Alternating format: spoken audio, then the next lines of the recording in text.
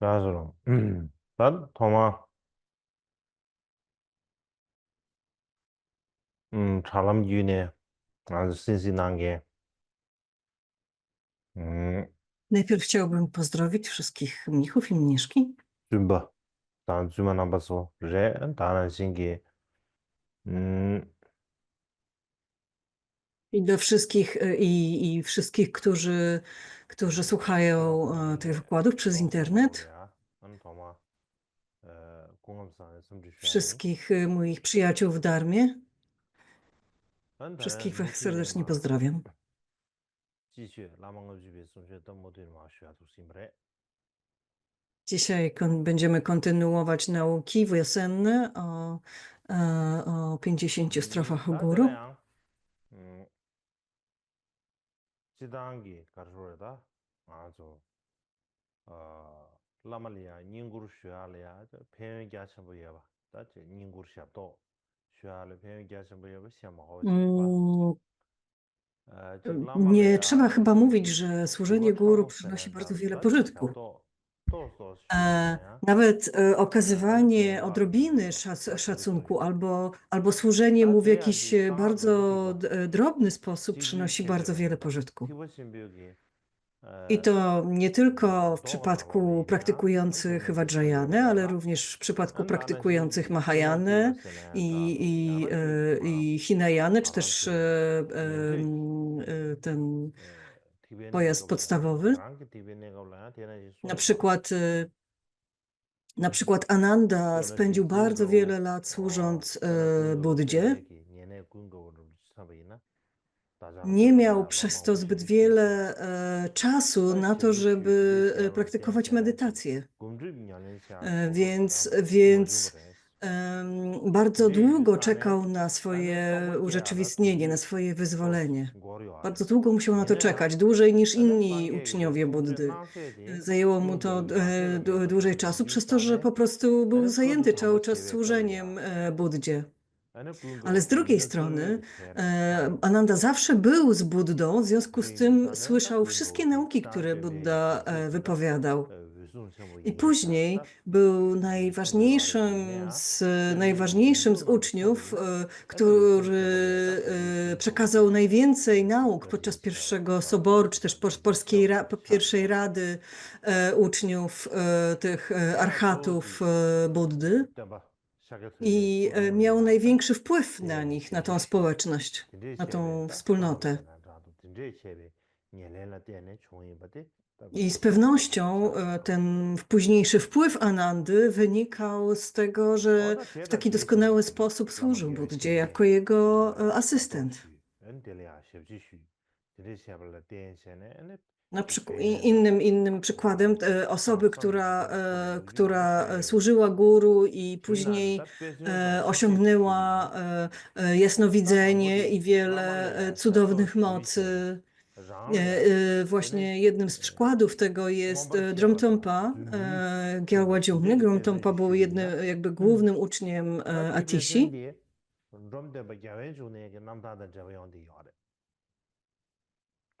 Ale zanim Dromtonpa spotkał Atisię, to znaczy później stał się takim praojcem nauk Kadampy, tak? Tak jak zanim jednak spotkał Atisię, urodził się w miejscu nazywanym Jiangtsagie. Dzisiaj to jest Yangchenchu. W okręgu Damshung. Mówi się, że tam stoi taka duża biała stupa i w tym właśnie miejscu mówi się, że urodził się Dromtonpa.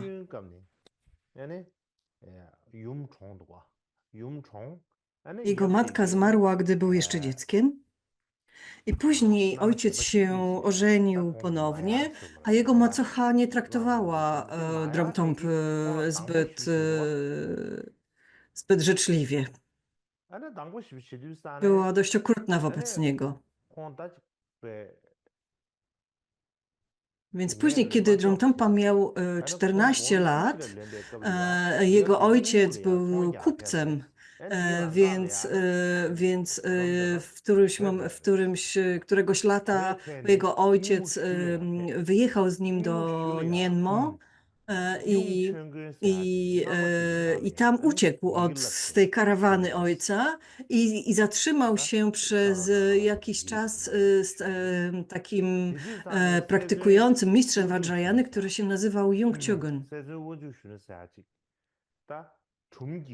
I w tym samym czasie też spotkał wielkiego mistrza, który się nazywał Setsun Wangjuk Shono.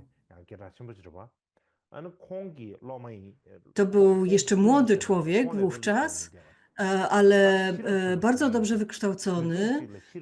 Był takim ważnym kempą, można by było powiedzieć. Był bardzo wykształcony, bardzo inteligentny, bardzo bystry. I akurat wtedy był w drodze do Indii. Wcześniej był w drodze do Indii. Pochodził z Kamu.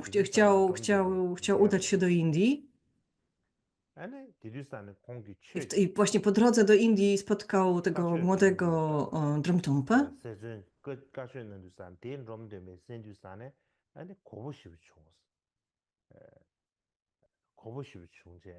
Setsun spotkał go, przepraszam, Dromtongpa spotkał go, kiedy Setsun udzielał nauk. I kiedy Dromtongpa usłyszał te nauki, od razu je wszystkie zrozumiał i od razu rozwinął bardzo wielką wiarę, bardzo wielkie oddanie. Setsun później dotarł do Nepalu, chciał udać się do Indii, ale w Nepalu zaczął dyskutować, zaczął debatować z wieloma panditami i z każdym z nich zwyciężał w debacie. Było wielu różnych panditów z Nepalu i Indii, również niebuddyjskich jakby uczonych i Setsun był w stanie zwyciężyć z nimi wszystkimi. Setsun był również jakby wykształcony w astrologii chińskiej i miał sam z siebie taki dar jasnowidzenia.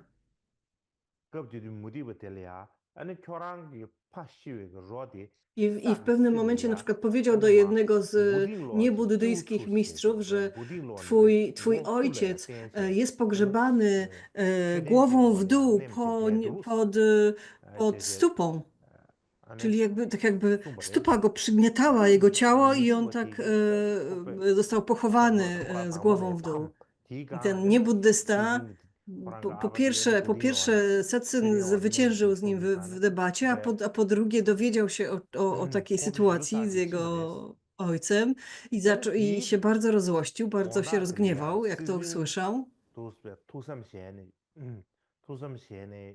Ale i później Setsun pomyślał sobie, w Chinach, w Indiach, tutaj w Nepalu, w tym miejscu, gdzie był, jest bardzo wiele panditów z Chin, bardzo wiele panditów z Nepalu i z Indii,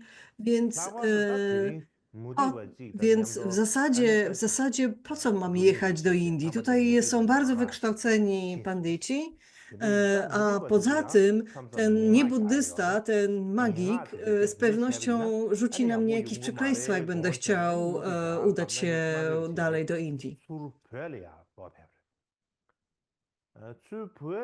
Więc zamiast kontynuować swoją podróż do Indii, Setsun wrócił do Tybetu.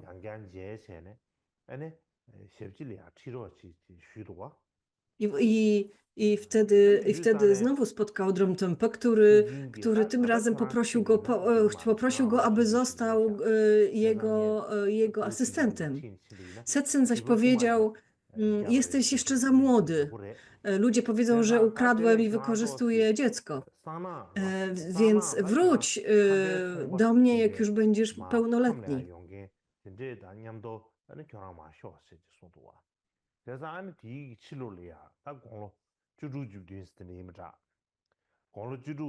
Więc później, kiedy Dromtongpa miał 17 czy 18 lat, powrócił z kupcami z Amdo i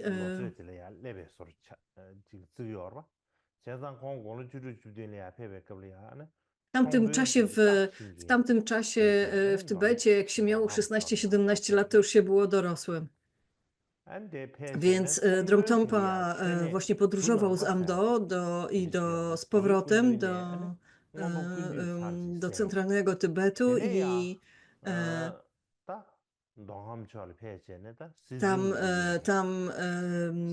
w tej karawanie towarzyszył mu pewien lama, Drunamka, który przekazał mu wiele nauk dotyczących Abhidharmy i tantry Nyingmapy. I potem Dromtonpa podróżował dalej do Kamu, do niższego Kamu i w końcu dotarł do domu Setsyna.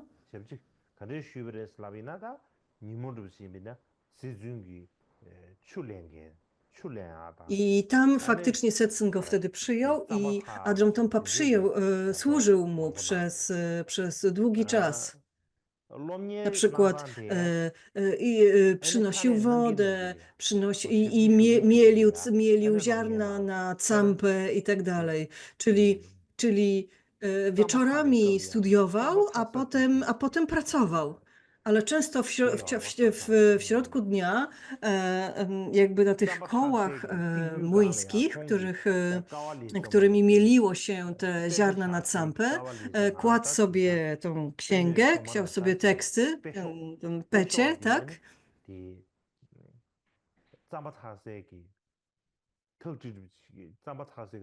Kładł ją jakby powyżej, na takiej jakiejś półeczce powyżej, i czytając te teksty, jednocześnie poruszał tym młyńskim kołem.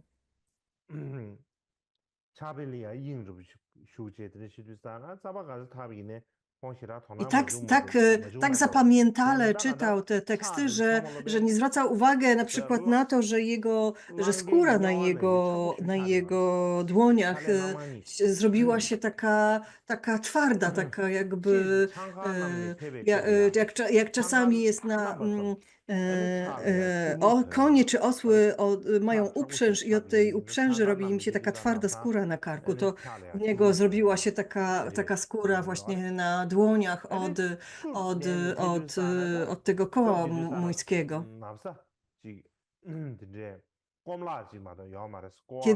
Kiedy chodził do strumienia przynieść wodę, to zawsze miał na sobie taką jedną szatę bawełnianą, albo nie szatę bawełnianą, tylko skórę, taki kożuch po prostu z owczy. Więc ta skóra, jak się zmoczyła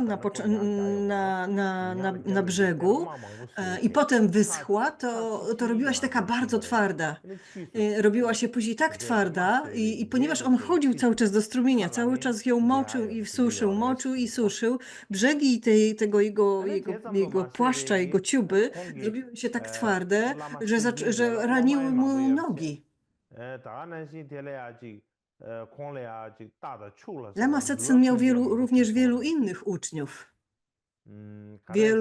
Wielu ludzi, wielu z tych uczniów obdarowywało lamę w ten sposób, że przynosiło, że podarowywało mu jakieś konie albo jakieś jaki i tak dalej. I on ze współczucia, on tego nie potrzebował, ale ze współczucia przyjmował te dary również po to, żeby opiekować się tymi zwierzętami. I Dromtonpa co wieczór jeździł konno, objeżdżał całą tą posiadłość, całe to pole konno po to, żeby chronić, żeby ochraniać ten statko zwierząt podarowanych lamie. Dromtonpa miał takiego przyjaciela, który czasami go przekonywał: o ty cały czas pracujesz, pozwól mi sobie pomóc. Więc może ja czasami cię zmienię, tak? Ale jak go zmienił, to okazało się, że był w stanie robić to tylko przez kilka dni.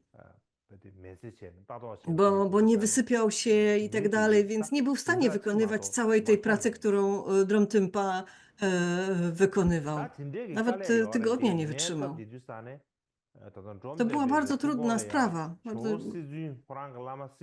Ale Dromtympa myślał,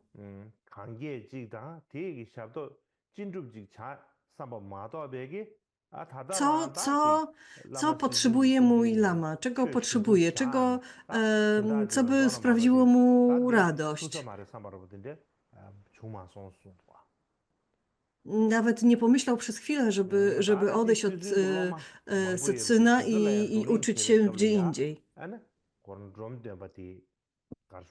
Ale później, a z drugiej strony, kiedy Dromtympa debatował z innymi uczniami Setsyna, to okazywało się, że wygrywał z nimi w debacie, że miał bardzo dobre rozumienie dharmy, bardzo dobre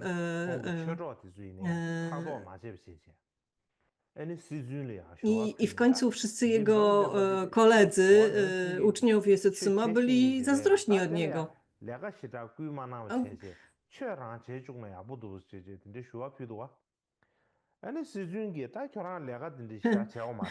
I przekonywali lamę Setsyna, że zobacz, ten uczeń bardzo dobrze rozumie dharmę, nie powinien wykonywać tej całej pracy dla ciebie, pracy w polu, pracy w domu, powinien tylko się uczyć.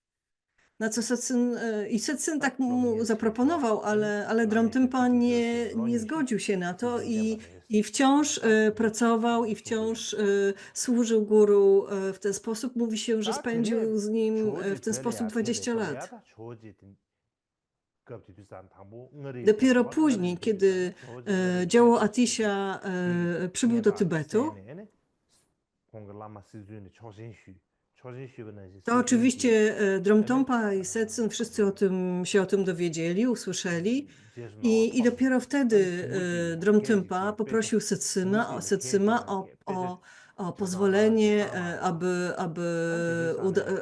udać się do Atishi po nauki. Setsyn dał mu osła i całą wszystkie potrzebne rzeczy na podróż.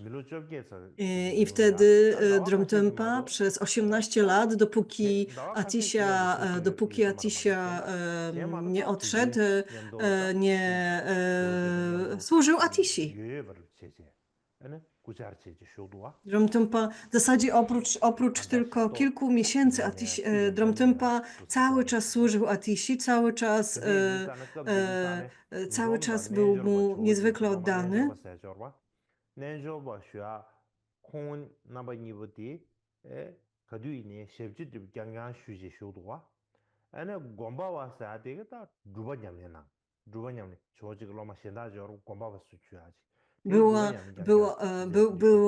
Atisha miał kilku uczniów w tamtym czasie byli też tacy uczniowie, którzy praktykowali i byli też tacy jak Dromtympa, którzy służyli Atishi i okazało się później, że ci, którzy służyli, osiągnęli urzeczywistnienie wcześniej niż ci, którzy praktykowali. Atisha później się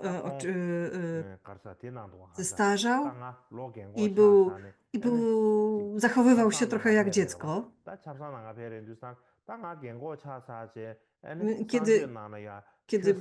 Kiedy udawał się na stronę, żeby się wypróżnić, to czasami mówił, to czasami miał wrażenie, że jakby czasami okazywało się, że nie zdążył wyjść na stronę.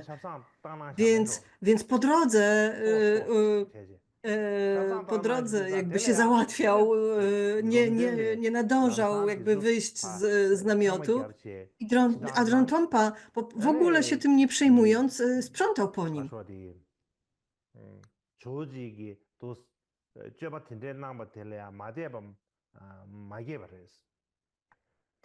I nigdy nie stracił oddania, nigdy nie stracił wiary.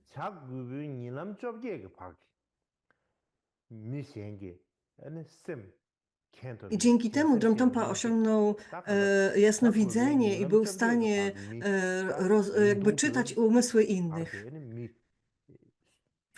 Wszystkich ludzi, jak 18 lotów sępa, że tak powiem, w takiej odległości. Wszystkich potrafił znać myśli wszystkich ludzi właśnie na tak jakby dużym terenie, na tak dużym terytorium, w tak dużej odległości.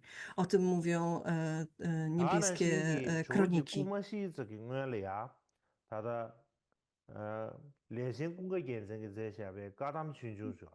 Zanim działał Atisha odszedł,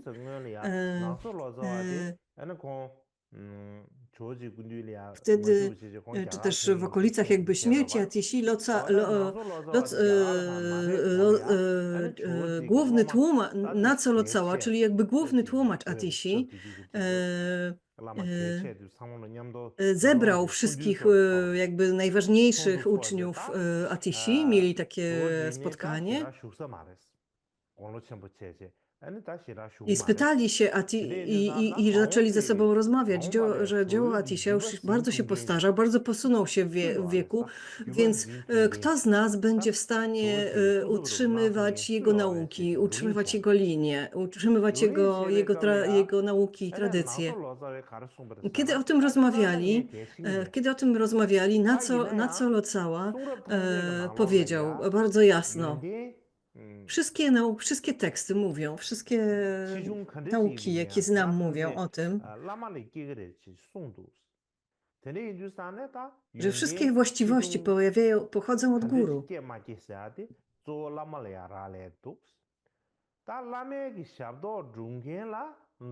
Więc nasze właściwości od niego zależą od gór. I właśnie Dromtonpa służył guru najlepiej. On najlepiej służył, on był najbliżej naszego guru ze wszystkich nas. Więc najprawdopodobniej on najlepiej będzie w stanie kontynuować linię i tradycję Atishi. Pośród uczniów Atishi byli naprawdę wykształceni uczniowie. Był na przykład Cotton, było kilku Geshe i tak dalej. I bardzo wykształceni, bardzo inteligentni. Ale potem się okazało, że Naco Lotsawa miał rację, że Dromtonpa, który służył Atishi dzień i noc, był najlepszą osobą do jakby przekazywania nauk Atishi, do utrzymania jego tradycji, jego nauk. I jednocześnie Dromtonpa, tak jak już mówiłem, rozwinął jasnowidzenie poprzez i urzeczywistnienie poprzez samo służenie guru. W linii Kadampy jest trzech głównych jakby takich praojców. To był Chengawa Tsultrim, pośród nich był Chengawa Tsultrim Bar.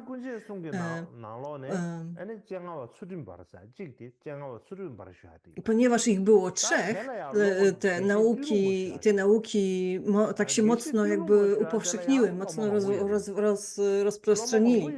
I ten Chengawa Tsultrim Bar miał z kolei swojego ucznia, który się nazywał Geshe Gelugpa. A ten Geshe Gelugpa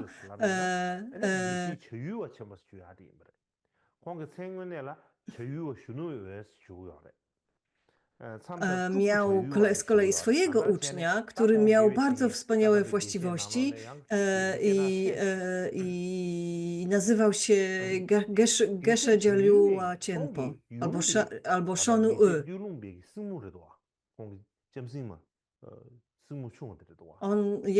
więc to jest jakby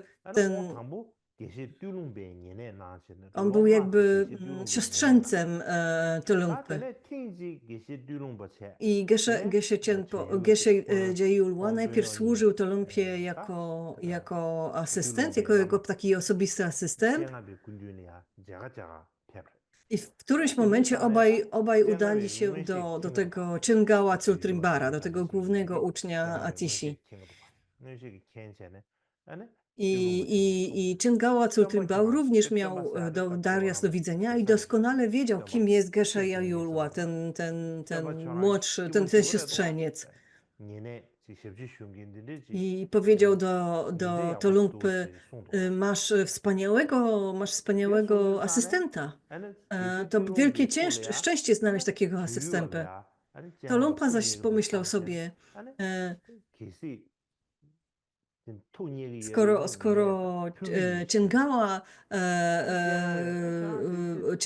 Chingała lubi tego asystenta, to ja może mu go podaruję. I tak też zrobił. Zaproponował mu, może ja po prostu zostawię ci tego asystenta, tak powiedział. Więc Tolumpa położył katak na szyi Tolumpy, swojego siostrzeńca, tak jak troszkę jak taką smycz i poprowadził go do Cengały, ofiarował go Cengale.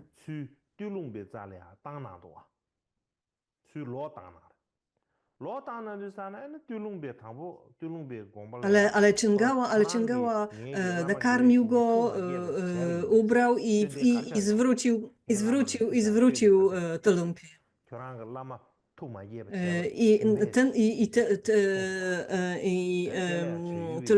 Tolumpa zaczął krzyczeć na tego swojego Chingałę. Dlaczego zwróciłeś? Dlaczego mój mistrz cię jakby zwrócił do mnie?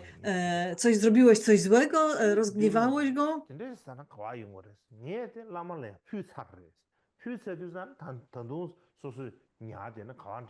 I Tolumpa powiedział, nie mogę go teraz utrzymać. Ja już go dałem swojemu mistrzowi, więc ty już nie należysz do mnie. Ty już nie jesteś moim asystentem. Ja już cię oddałem. I co mam teraz zrobić? Więc ten jego siostrzeniec wrócił wtedy do Cengały i tam później i tym razem służył mu przez 9 lat. On był w zasadzie takim jedynym asystentem, takim osobistym Cengały.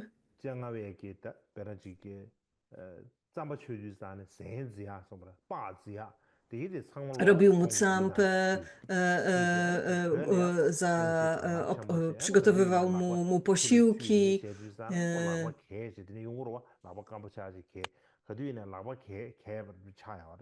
W Tybecie czasami zimą było tak zimno, że jeżeli się często myło dłonie, to one mogły tak zrobić się takie mocno zniszczone i zmarznięte.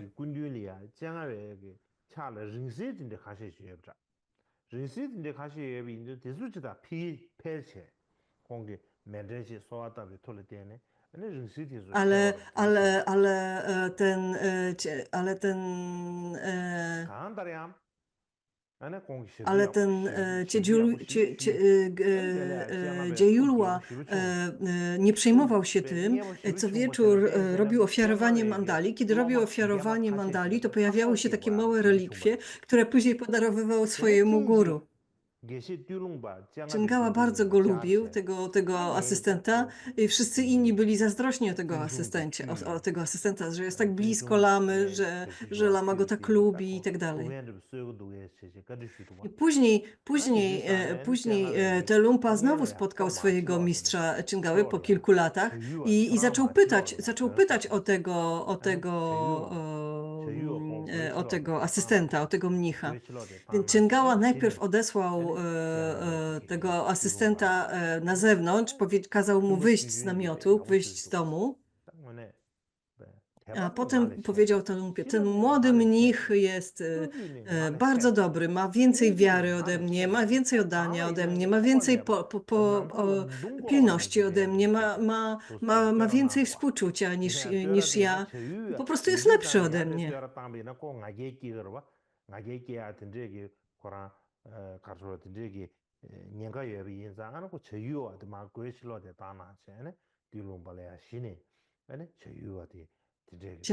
Cięgała wysłał go jakby na zewnątrz po to, żeby ten młody mnich po prostu nie rozwinął zbyt wielkiej dumy. Ale w gruncie rzeczy był to bardzo wspaniały uczeń.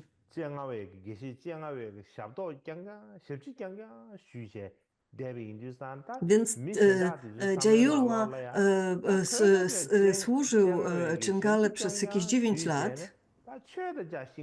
Cały czas mu służył, cały czas pracował dla niego. I inni gesze, inni uczniowie mówili, on tylko pracuje, on nie rozumie w ogóle dharmy, on w ogóle nie dostał żadnych nauk, on cały czas pracuje tylko, więc co to jest za uczeń, jak on tylko pracuje?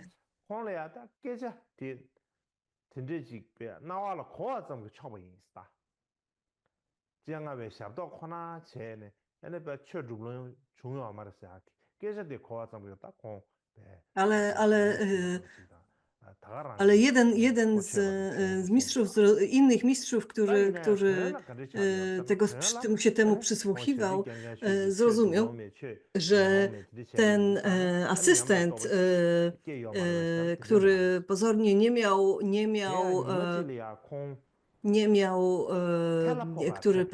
miał żadnych nauk, ale poprzez to, że służył tak guru, musiał otrzymać jego błogosławieństwo, musiał rozwinąć urzeczywistnienie.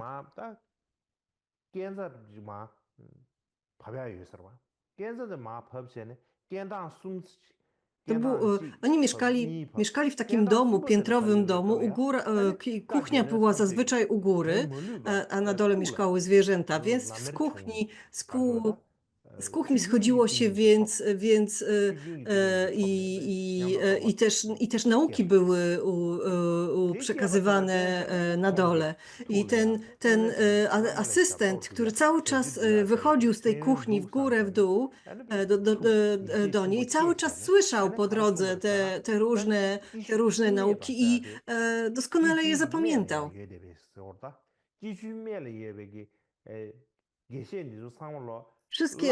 Wszyscy ci gesze tak naprawdę nie służyli lamie, tak? Oni tylko studiowali, oni tylko słuchali nauk i jeden mistrz w końcu, jak to zobaczył, powiedział: robicie wielki błąd. Bo wy tylko studiujecie, nie wykonujecie żadnej pracy. Ale tamten asystent, który cały czas pracuje, osiągnie większe urzeczywistnienie niż wy. Potem w późniejszym czasie Jayulwa miał takiego mistrza, uczył się z takim mistrzem, który się nazywał Tsangpa Rinpoche.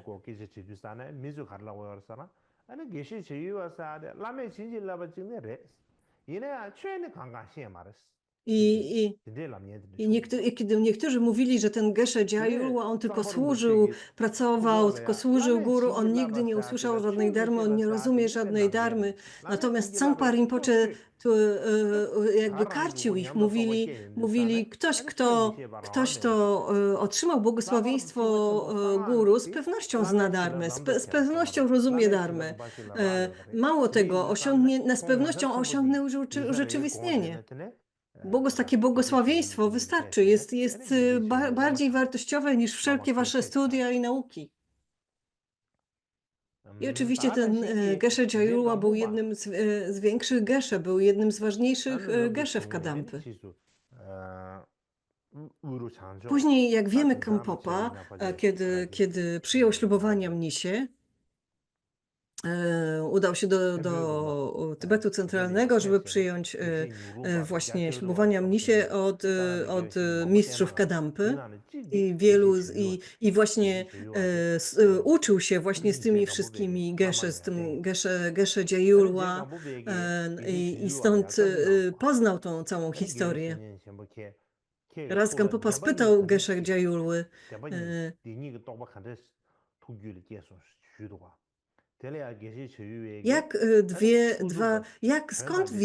skąd zdobyłeś wiedzę o 2 rodzajach prawdy? o prawdzie względnej i ostatecznej. Która z nich jest ważniejsza?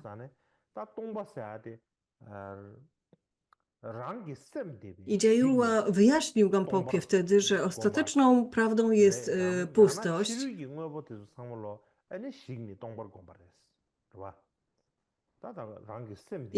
i że rozwija się to za pomocą jakby analizując swój własny umysł. Czy umysł ma jakiś kształt, czy ma jakiś kolor, czy ma jakiś smak i tak dalej. I Gampopa spytał, czy tak rozwijamy ostateczną bodhicittę, czy też rozwijamy ją analizując różne zjawiska, które mamy przed sobą, mamy wokół siebie. Ale Dziejula wyjaśnił mu, jeżeli ktoś kogoś przybije strzała z łuku, tak? Więc jeżeli zatrzymamy tą strzałę z łuku w ciele i będziemy tylko nanosić jakieś medykamenty na tą ranę, to niczego nie pomoże to, tak? Najpierw trzeba wyjąć tą strzałę. Podobnie, jeżeli mamy złodzieja, pozwalamy złodziejowi jakby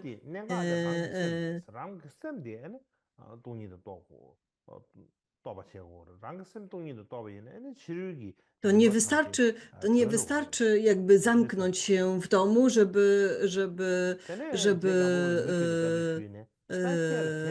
to wystarczy zamknąć się w domu, tak? I ten złodziej do nas nie wejdzie. I tak to było się takie analogia, porównanie do tego, że najważniejsze odnaleźć pustość w naszym własnym umyśle, w sobie. Najważniejsze jest znaleźć pustość swojego umysłu. Potem dzięki temu będziemy w stanie jakby widzieć, poznać pustość również wszystkich zjawisk.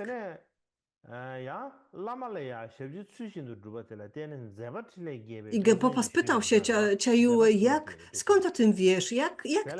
Jak ta ostateczna bodhicitta, ta pustość pojawiła się w twoim umyśle? Na co on odpowiedział, pojawiła się dzięki błogosławieństwu mojego guru.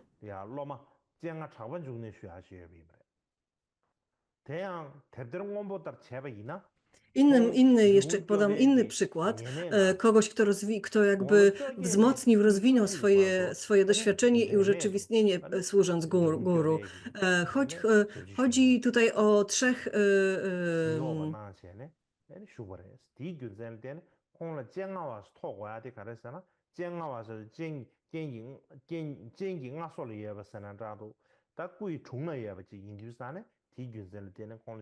chodzi o Czenkała Tsultrimbara, który miał ucznia Tolungpę.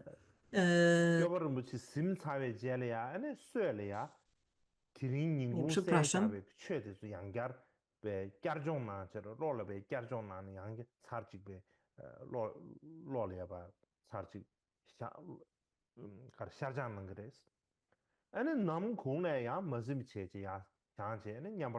Więc tutaj jest historia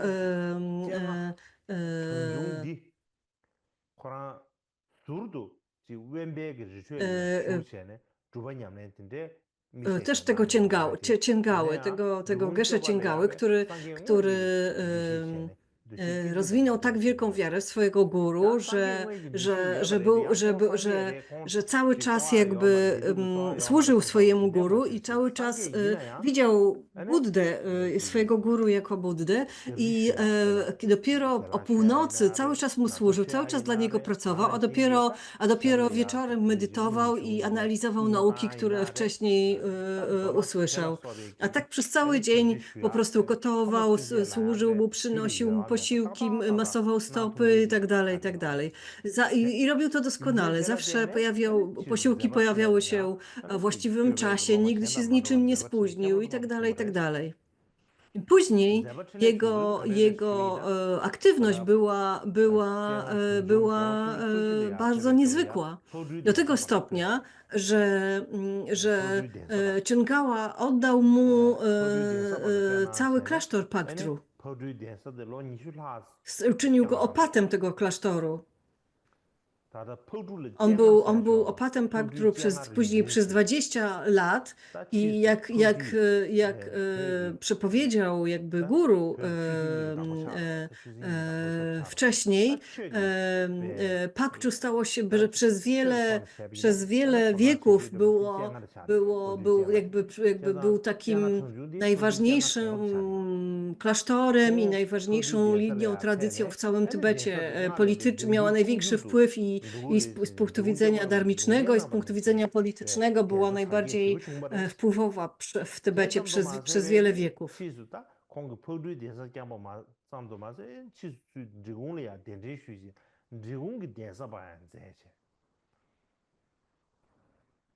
Więc nie tylko Cengawa stał się opatem tego Paktru, również stał się opatem klasztoru Drigung, czyli Paktru Kagyu i Drigung Kagyu, i wychwalał go nawet Jetsun Drakpa Gyaltsen, czyli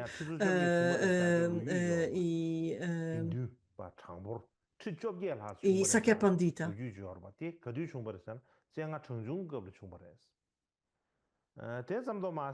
W historii wiemy, że w tym czasie było 18 000 mnichów Paktru, którzy byli bardzo niezwykli i krążyły o nich legendy. Znamy to z historii Tybetu. Sakya Pandita wychwalał tego Cengałę jako najlepszego z duchowych przyjaciół, którzy żyli w owych czasach.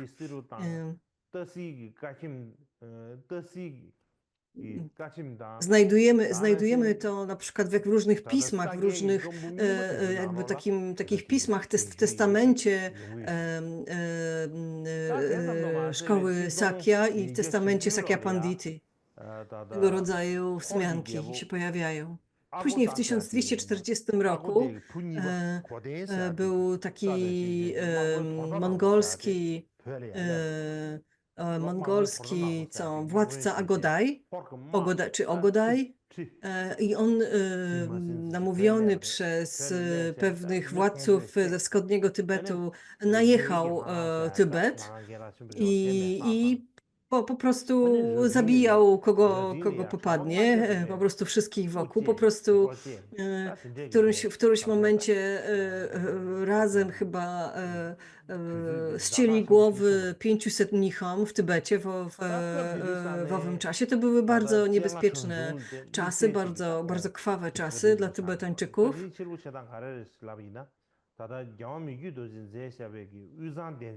Cenga był bardzo znany już wtedy w swojej okolicy.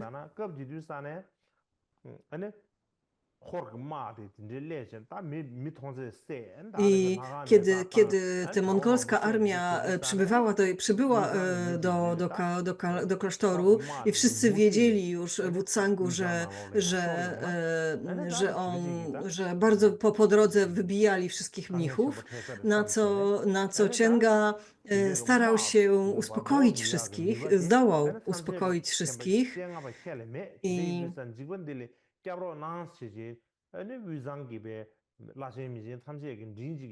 wszyscy zaczęli go prosić też o opiekę, o ochronę. Wszyscy ministrowie, wszyscy wielcy lamowie prosili go o to. Nawet Sakya Pandita przybył ze swojego klasztoru prosić go o pomoc w uspokojeniu tej armii, w zatrzymaniu tej armii mongolskiej. I wtedy Cenga faktycznie jakby wyemanował burzę kamieni, taki grad kamieni, który spadł na tą armię mongolską i zatrzymał ją.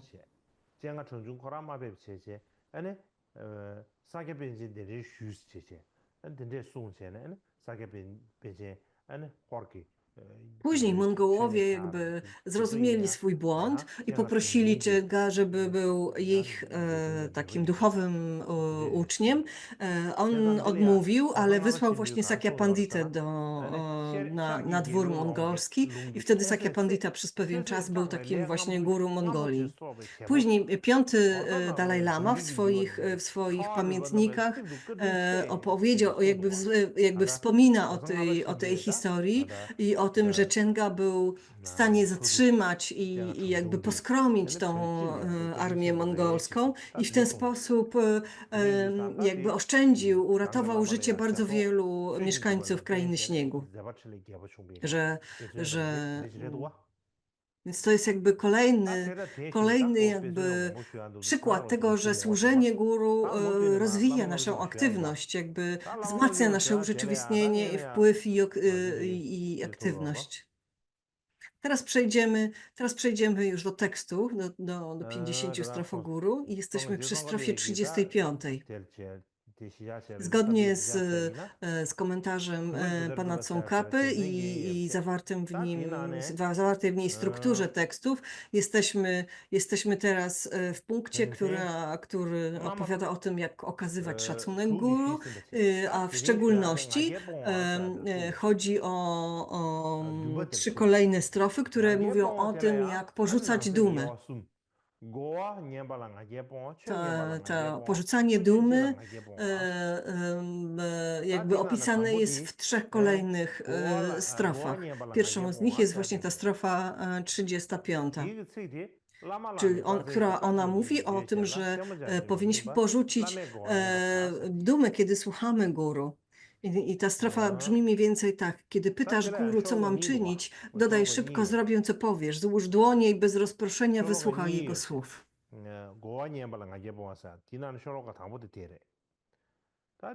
Więc tu jest jakby rozbicie tej strofy na poszczególne słówki.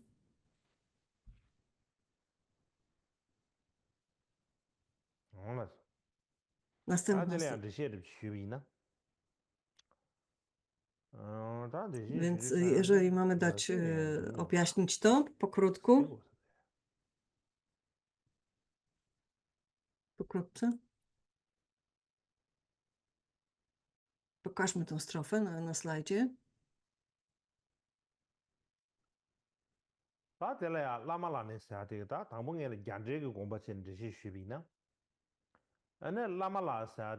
Więc zgodnie z sanskryckim komentarzem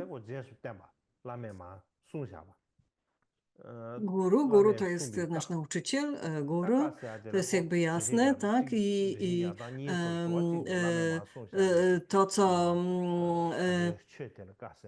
to, co jego słowa, to są w zasadzie jego instrukcje. Czyli to mogą być instrukcje dotyczące tego, co robić, czego nie robić, albo mogą być to nauki dharmy. Więc generalnie chodzi o to, że prosimy guru, proszę powiedz mi, czego pragniesz, co mam robić, jak spełnić swoje pragnienie, więc powinniśmy pytać guru o to. A potem szybko, żeby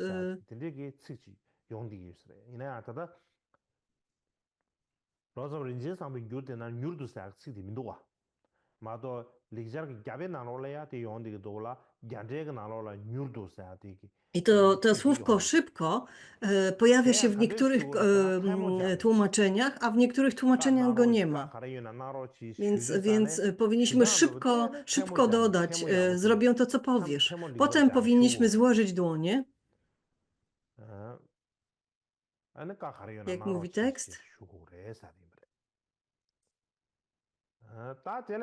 I prosić, proszę, powiedz mi, co mam robić, co mam czynić.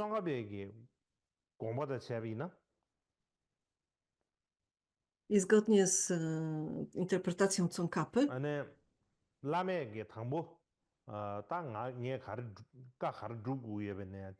najpierw pytamy guru, co mam robić.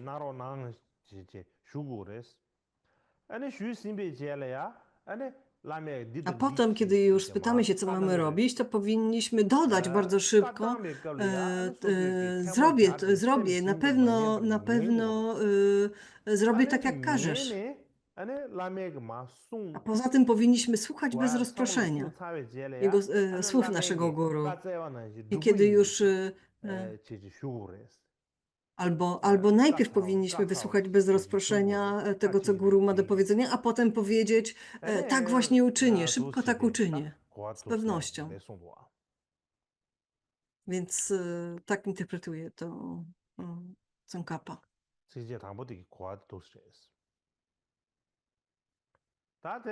Więc to jest jedna z tych strof. Kolejna strofa, czyli strofa 36, brzmi mniej więcej tak. Kiedy kaszlesz, śmiejesz się, kichasz i tym podobne, zakryj dłonią usta. Kiedy ukończyłeś zadanie, poinformuj go o tym taktownie albo grzecznie.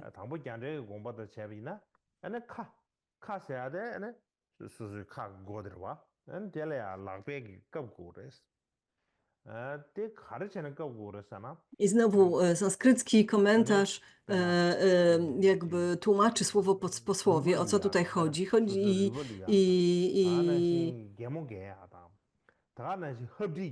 I chodzi oczywiście tutaj o, że usta to są nasze usta, powinniśmy je zakryć, czyli zakryć czyli dosłownie zakręć dłonią usta wtedy, kiedy kaszlemy, kiedy śmiejemy się, kiedy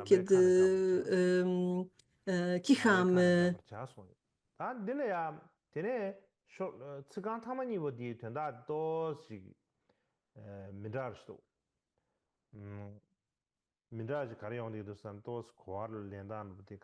Niektórzy tłumacze jakby inaczej interpretowali te ostatnie słowa.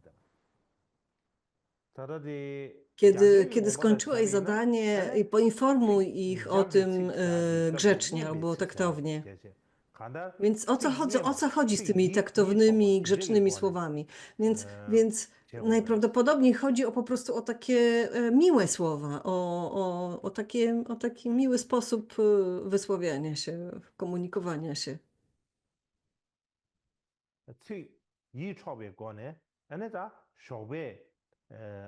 Więc